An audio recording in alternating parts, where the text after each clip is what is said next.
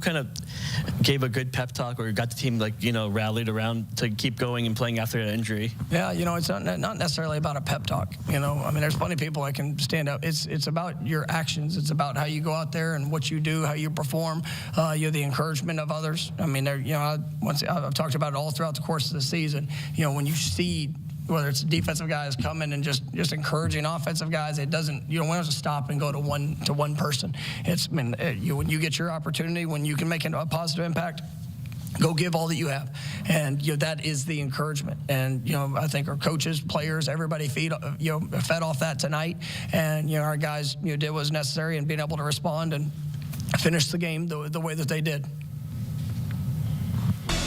Backup quarterback and redshirt junior Tate Rodemaker replaced Travis in the game as the Seminoles rallied to victory 58-13. Travis had the third best touchdown to interception ratio in FBS this season, behind only Drew Aller and Bo Nix. Travis is FSU's career leader in offensive yards and became the all-time leader in touchdowns responsible for at Florida State earlier this season. Jordan Travis won his last 17 starts at Florida State.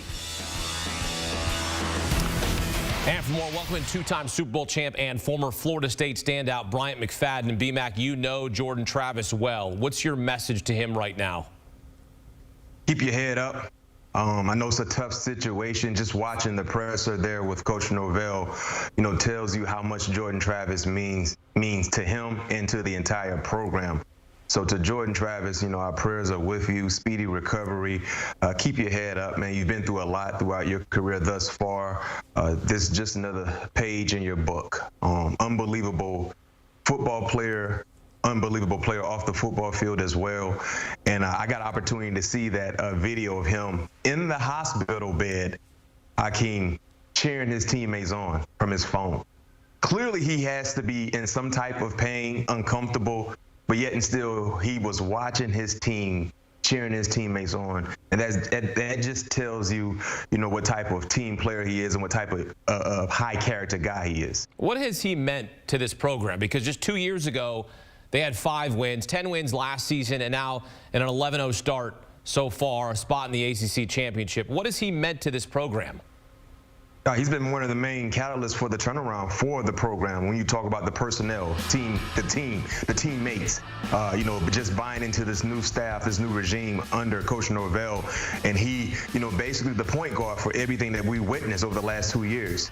And this streak of, winning consecutive ball games, clearly being ranked in the top 4 in all of college football. When you talk about where they were a few years ago, no one really imagine seeing the turnaround happen this fast. But because of his play, his consistency on and off the football field, his ability to be a leader, and the guys respect him so much, they're listening to him. He's one of the main reasons why we're seeing what we're seeing from Florida State. The way Travis got tackled in this game is in question. We saw a similar tackle 2 days ago on Thursday Night Football that resulted in a season-ending ankle injury to Ravens tight end Mark Andrews. BMAC, you played defense at both the college level and the NFL level. Did you think the tackle on Travis was a hip drop tackle?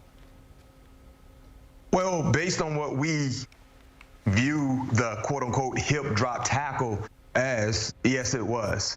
Now, this is a very, very sticky conversation, Hakeem, because, yes, I played football my entire life. I played on the defensive side since 3rd grade, and I've always been called to tackle people. And most importantly for me, being a guy in the secondary, a lot of the guys I'm tackling, they're bigger than me. So it's hard to really determine. Number one, I don't think that player was trying to be dirty. I don't think the play with Mark Andrews, I think it was Logan Wilson, he was trying to be dirty. He was just trying to get the guy down. But unfortunately, we're seeing people get injured severely because of that tackle.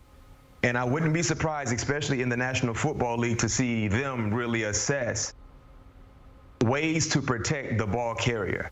Now, this is a different situation, Hakeem, when you talk about the horse collar tackle, because the horse collar tackle is more so about the defender reaching up for the collar of the ball carrier to bring them down.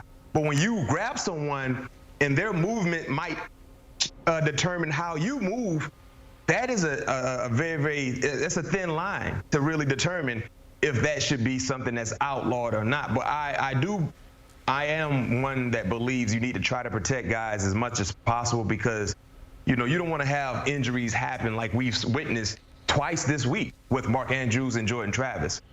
So, it will be assessed. And honestly, Hakeem, I wouldn't be surprised to see that, warrant a penalty just like the horse collar in the near future. Yeah, the NFL considered banning it last season, ultimately did not. But now with 2 of these tackles in less than 3 days, you'd have to think that both the NCAA and the NFL will look at this once again. Meantime, backup quarterback Tate Rodemaker replaced Travis, led the Seminoles to victory. What do you know about Rodemaker as the team looks ahead to Florida next week and then the ACC championship game against Louisville? Well, Rodemaker's a guy, Hakeem, in football terminology, he doesn't blink. He doesn't blink. And I go back to watching Tate Rodemaker a year ago. I think it was a Friday night game against Louisville on the road. Jordan Travis got knocked out of that ball game, and in comes Rodemaker. He didn't blink at all. I mean, he played with no conscience. He played with confidence, and he delivered big-time throws. And outside of the first 2 drives, when he entered this ball game, he kind of got in rhythm, and he started to orchestrate some nice scoring drives along with big plays from his running back. So this is his opportunity to really showcase to Florida State, to the organization, the program, that he is the quarterback moving forward. This is a great audition for Tate Rodemaker because we knew eventually when the season would end that Jordan Travis probably wouldn't be around for 2024, right? So this is an opportunity for Rodemaker to showcase, you know what? I'm not just a placeholder at the quarterback position. I can be the guy moving forward. And he has big-time showings to showcase that he can be that guy. Florida, Louisville, and if he's able to take care of those 2 teams and find a way to get in the postseason and play some significant ball for Florida State, I mean, you might have your quarterback answered already in regards to that question, who would take over after Jordan Travis. So he has a strong arm. He's a natural thrower of the football. He doesn't give you the athleticism that Jordan Travis can give you. He doesn't buy the time with the quickness and the speed that Jordan Travis has. But in regards to throwing the football, he has that. And he has the ability to fit it in tight windows as well. And we saw some of those things in tonight's matchup against North Alabama. Yeah, tossed a couple of touchdown passes as they rallied to victory without Jordan Travis. B-Mac, appreciate the perspective here on CBS Sports HQ. Thank you. Again, Jordan Travis was responsible for helping turn around this program. 2 years ago, they won 5 games. Now they're a college football playoff contender.